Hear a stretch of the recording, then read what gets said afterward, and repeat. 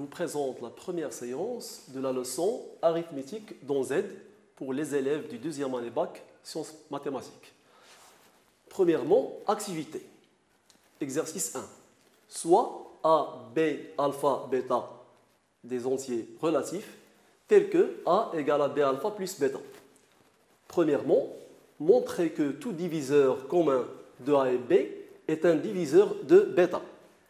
Deuxièmement, montrer que si 7 divise 4A plus 3B et 7 divise 7A plus 5B, alors 7 divise A et 7 divise B. Premièrement, je vais essayer de rappeler qu'est-ce que c'est que A divise B. A divise B, si et seulement si, il existe un entier K dans Z tel que B est égal à KA. Je rappelle aussi que si A divise B et A divise C, alors A divise toute combinaison linéaire de B et C avec des coefficients entiers relatifs, c'est-à-dire A divise UA plus V. Alors A divise UB plus VC, tel que U et V sont des éléments de Z carré.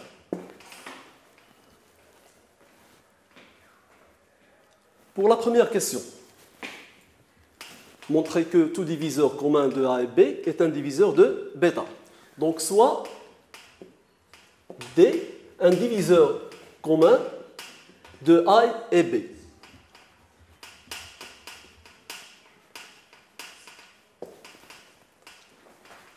Alors il existe K dans Z tel que A est égal à 4D et il existe encore un entier K' dans Z tel que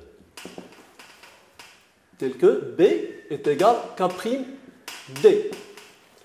On substitue dans l'expression A est égal à B alpha plus bêta, puis on obtient KD est égal à K'D alpha plus bêta.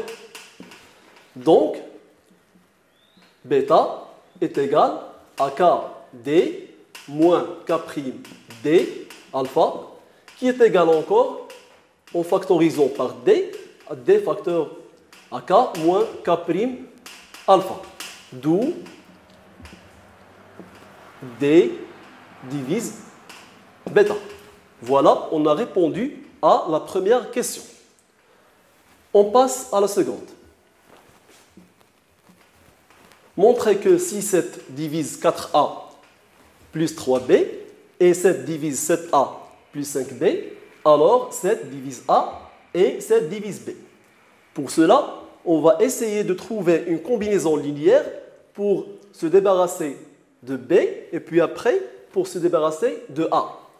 Ici, on a 3B et 5B. Je vais multiplier par 5, je vais multiplier par 3, puis je fais une soustraction. 7 divise 4A plus 3B et 7 divise 7A plus 5B. On a alors 7 divise, si on multiplie par 5, 20A plus 5 fois 3, ça fait 15B. Et 7 divise, ici je multiplie par 3. 3 fois 7, ça fait 21. 21A plus 3 fois 5, c'est 15. D'où 7 divise 20A plus 15B moins 21A plus 15B. Ou bien plutôt l'inverse. 7 divise 21A plus 15B moins 20A plus 15B. Et on va trouver directement A. 7 divise 21A plus 15B moins 20A plus 15B. Finalement, 7 divise A.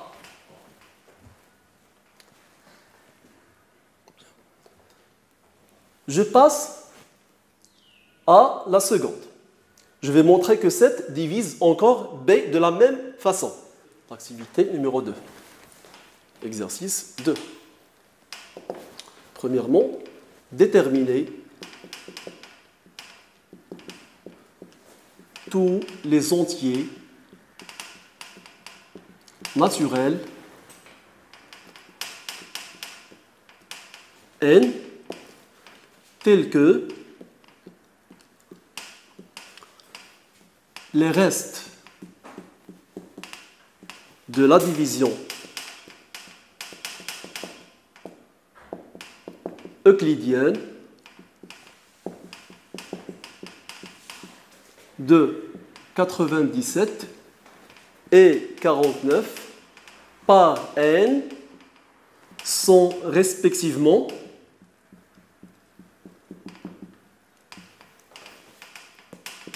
sont respectivement 7 et 4. Deuxièmement, montrer que pour toute n dont n, 3 divise n, facteur n plus 1, facteur n plus 2.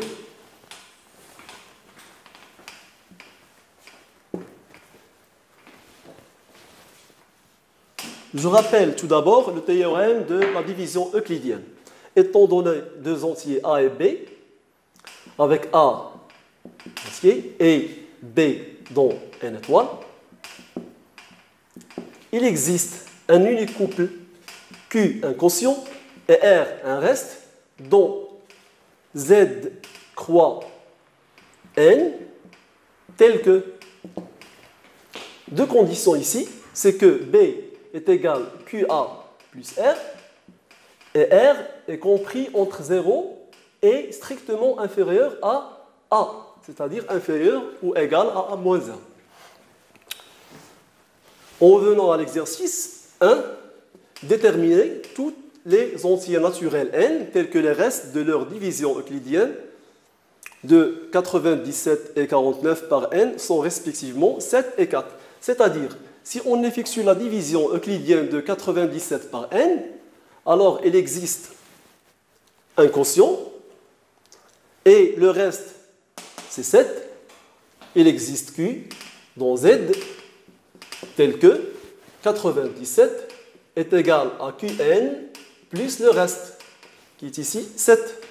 De même, il existe un entier Q' tel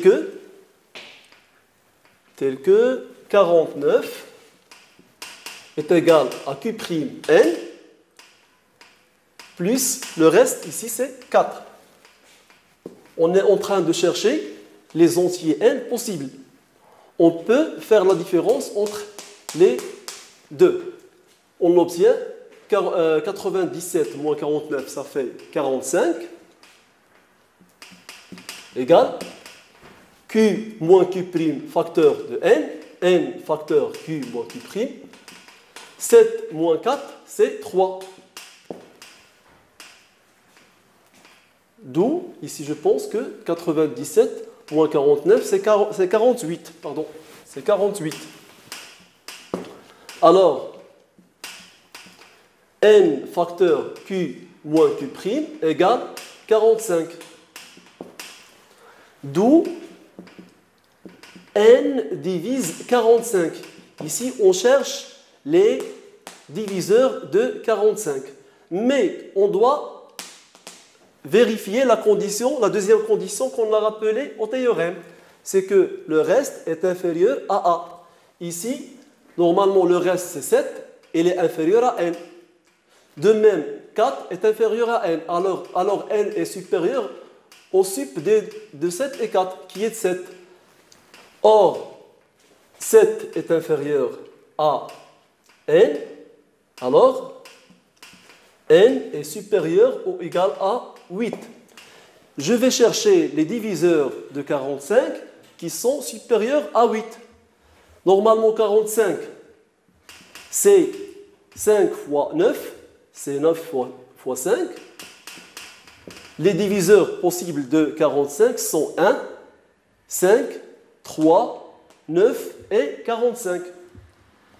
1, 5, 3, 9 et 45. Ce sont les diviseurs possibles. Or, n est supérieur à 8, obligé, on va négliger le 1, le 5, notamment 3, et on va garder 9 et 45. Donc, n appartient à 9 et 45. Ce sont les possibilités. Mais on ne doit pas oublier la vérification de la division. C'est-à-dire, est-ce que effectivement, si on divise 97 par 9, est-ce que le reste est effectivement 7? Oui, c'est vrai. Si on divise 49 par 9, est-ce qu'on obtient le reste c'est 4? Oui, c'est vérifié encore. De même, si on divise 97 par 45, le reste c'est 7. 97, c'est 2 fois 45 plus 7. De même, 97 divisé, ou plutôt 49 divisé par 45, on obtient 49 égale à 1 fois 45 plus 4. Donc, c'est bien vérifié. D'où les possibilités sont 9 et 45.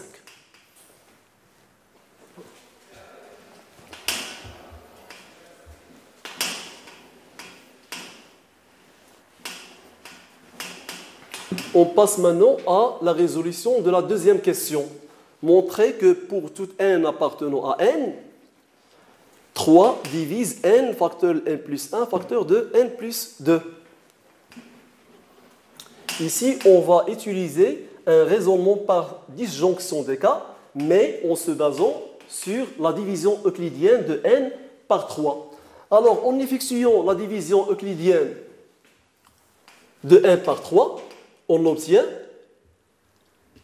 n est égal à 3q plus r, avec r est inférieur à 3, strictement, et il est positif. C'est-à-dire r appartient à l'ensemble 0, 1, 2. Les restes possibles sont exactement soit 0, soit 1, soit 2. La disjonction de cas, c'est qu'on va prendre dans le premier cas r égale à 0. Premier cas, si r est égal à 0. Alors, on obtient n est égal à 3q. En substituant dans l'expression n facteur n plus 1 facteur n plus 2, on obtient n facteur n plus 1 facteur n plus 2 égale à 3q facteur 3q plus 1 facteur 3q plus 2. L'essentiel ici, c'est qu'on a obtenu un 3 ailleurs, c'est-à-dire que 3 facteur AQ facteur 3Q plus 1 facteur 3Q plus 2, c'est un entier K, c'est un entier K qui appartient à Z, l'essentiel. Il est dans N, mais l'essentiel c'est dans Z. D'où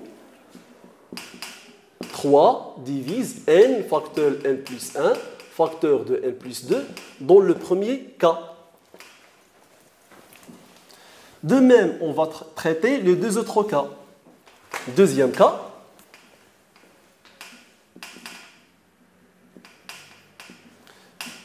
R est égal à 1. Et dans ce cas, on a n est égal à 3q plus R plus 1 ici. Donc, n facteur n plus 1 facteur n plus 2 est égal à 3q plus 1 facteur 3q plus 1 plus 1, c'est 3q plus 2, facteur 3q plus 1 plus 2, c'est 3q plus 3.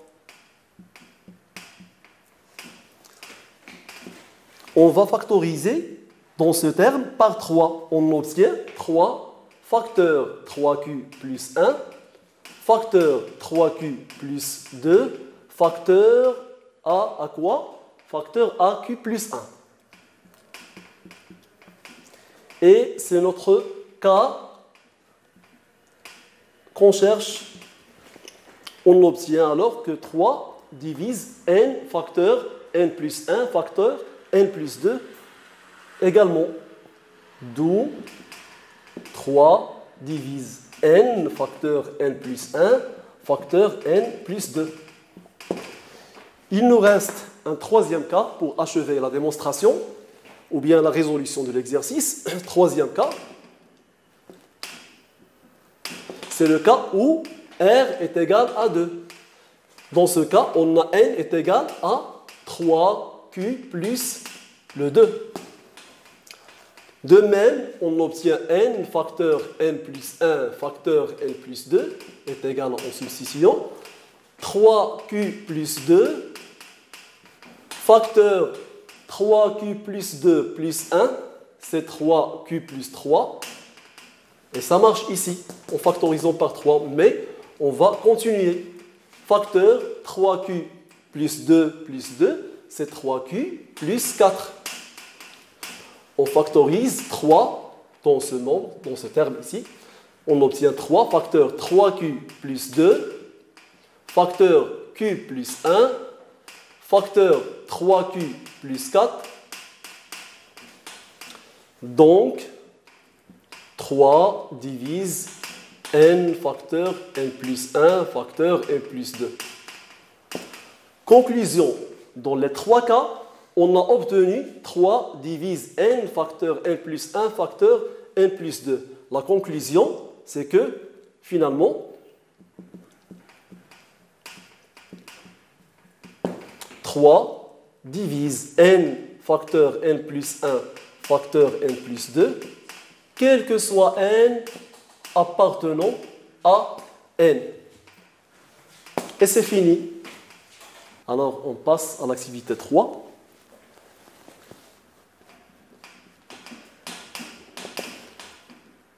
Qui concerne la congruence modulo. La congruence modulo. 1. Premièrement, montrer que pour toute n appartenant à n, 3 à la puissance 3n congrue à 1 modulo 13. Deuxièmement, montrer que pour toute n appartenant à n, 7 divise, ou bien 9 divise 7 à la puissance 3n moins 1. Troisièmement, déterminer le nombre des unités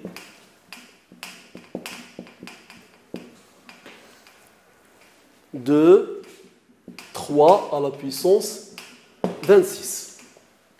Au départ, je vais rappeler qu'est-ce que c'est que la congruence modulo, une définition, et les propriétés essentielles. Donc, un rappel, on dit que A est congru à B modulo n, et on écrit cette écriture A congru à B modulo n, avec n un entier naturel non nul, et A, B sont des entiers relatifs, si et seulement si n divise leur différence. Les propriétés essentielles de la congruence sont A est congru à A modulo n pour toute A, A congru à B modulo n, c'est équivalent à B est congru à A modulo n, c'est la symétrie. Et la propriété de transitivité, si A est congru à B modulo n et B est congru à C modulo n, alors A est congru à C modulo n. D'autres propriétés, quel que soit P un entier naturel, A à la puissance P est congru à B à la puissance P modulo N, avec A congru à B. Les propriétés de la compatibilité de la congruence avec l'addition et la multiplication. Si A est congru à B, C congru à D, modulo N, alors la somme A plus C est congrue à B plus D, modulo N. A plus B, c'est congru, ou bien A plus C, pardon, est congru à B plus D, modulo N. Et encore, A fois C est congru à B fois D, modulo N. Ce sont les propriétés essentielles concernant la congruence. Maintenant, on passe à la résolution. Premièrement, montrer que pour toute n appartenant à n, 3 à la puissance n, à la puissance 3n est congru à 1 modulo 13. 3 au carré, c'est 9. 3 à la puissance 3, c'est 9 fois 3, c'est 27. 27 est congru à 1 modulo 13. Pourquoi? Parce que 13 divise leur différence. 13 divise 27 moins 1. 27 moins 1, c'est 26, et divisible par 13. Alors, 27 congru à 1 modulo 13. Donc, en revenant à 3 à la puissance 3n, 3 à la puissance 3n est congru à 3 à la puissance 3, le tout à la puissance n, modulo 13. 3 à la puissance 3, c'est 27 qui est congru à 1. Par transitivité, c'est 1 à la puissance n, modulo 13. Et 1 à la puissance n, c'est 1. D'où le résultat. On passe à la deuxième question. Montrer que pour toute n appartenant à n, 9 divise 7 à la puissance 3n moins 1. On va résoudre cette question en utilisant le même principe, la congruence. On va calculer 7 à la puissance 3 et on va voir si elle est congrue à un nombre modulo 9, puis on va comparer avec 1. Déjà, on a 7 au carré, c'est 49. 7 à la puissance 3, c'est 49 fois 7. 7 fois 9, ça fait 63. 7 fois 4, c'est 28, plus 6, c'est 34. Donc ça fait 343. 343. Quel est le reste de la division de 343 par 9? Est-ce que 343 est un multiple de 9? On va sommer les chiffres. 3 plus 4 plus 3. On obtient 3 plus 4, ça fait 7. 7 plus 3, c'est 10. Ce n'est pas un multiple de 9. Mais on peut remarquer que c'est 342 plus 1. La somme des nombres 3 plus 4 plus 2, c'est exactement 9. C'est un multiple de 9. C'est-à-dire que c'est un 9K plus 1. Avec le 1, elle est inférieure à 9 et positive. C'est une division euclidienne de 7 à la puissance 3 par 9. Ici, on a effectué une division de telle manière, on n'a pas de calculatrice. Alors, 7 à la puissance 3 congru à 1 modulo 9. 7 à la puissance 3, donc 7 à la puissance 3 est congru à 1 modulo 9. Parce que 7 à la puissance 3 moins 1 est divisible par 9. On continue ici.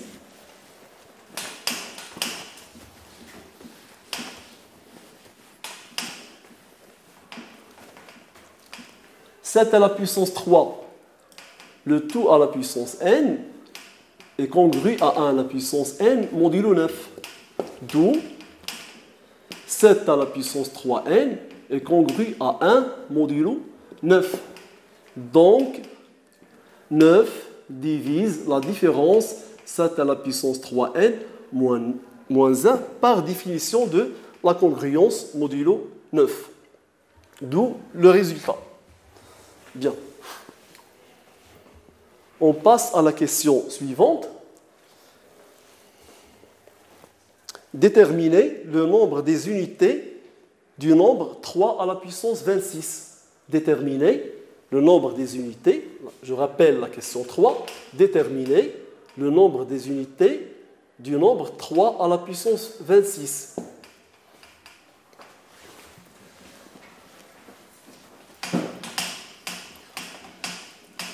Je rappelle ici que le reste de la division euclidienne de n'importe quel nombre par 10 est exactement son nombre des unités. Par exemple, 439 est égal à 43 fois 10 plus 9. Toujours le nombre des unités représente le reste de la division euclidienne du nombre par 10. Ici, si on veut chercher le reste de la division euclidienne du nombre 3 à la puissance 26 par 10, on va utiliser la congruence modulo 10. De la même manière que précédemment, on va essayer de trouver les puissances successives de 3 jusqu'à trouver, par exemple, 1 ou moins 1. C'est préférable. On a 3 au carré, c'est 9. 9, c'est exactement moins 1 modulo 10. Pourquoi? Parce que leur différence est divisible par 10. Parce que 10 divise 9 moins 1. 9 moins 1, c'est 10. C'est divisible par 10. Donc, 9 est congru à moins 1 modulo 10. Pour trouver 26 à partir de 2, on peut multiplier par 13. Du coup, 3 à la puissance 26, c'est exactement 3 au carré, le tout à la puissance 13, c'est modulo 10, si on veut. C'est 3 à la puissance 2, c'est 9. 9, c'est moins 1. Par transitivité, c'est moins 1 à la puissance 13, modulo 10. Avec le 13 qui est impair ici, moins 1 à la puissance 13, c'est moins 1 modulo 10. Mais on cherche le reste de la division euclidienne de 3 à la puissance 26 par 10. Moins 1 ne représente pas un reste. Pourquoi? Parce que le reste doit être compris exactement entre 0 et 9. Ici, on divise par 10. Quel est l'entier compris entre 0 et 10, strictement dit? Qui est l'entier qui est congru à moins 1 modulo 10. On remarque ici que 9 est congru à moins 1 modulo 10. Parce que, comme on a dit précédemment, 9 moins moins 1, c'est un multiple de 10. Donc, or, moins 1 est congru à 9 modulo 10. Pourquoi? Parce que leur différence est divisible par 10. Donc, 3 à la puissance 26 est congru à 9 modulo 10. D'où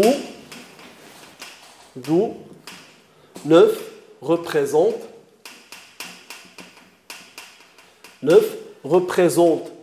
le reste de la division euclidienne de 3 à la puissance 26 par 10. C'est encore le chiffre des unités de 3 à la puissance 26. Représente le chiffre des unités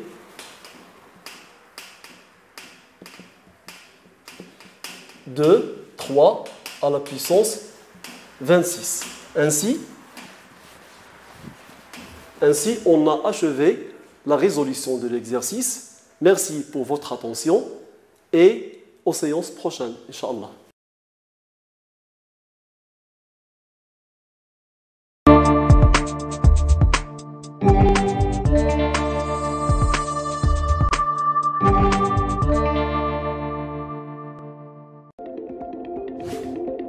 دائما في اطار التدابير اللي كتاخذها المملكه للحفاظ على صحه وسلامه المواطنين من اجل الوقايه من فيروس كورونا، تقرر ايضا على انه ابتداء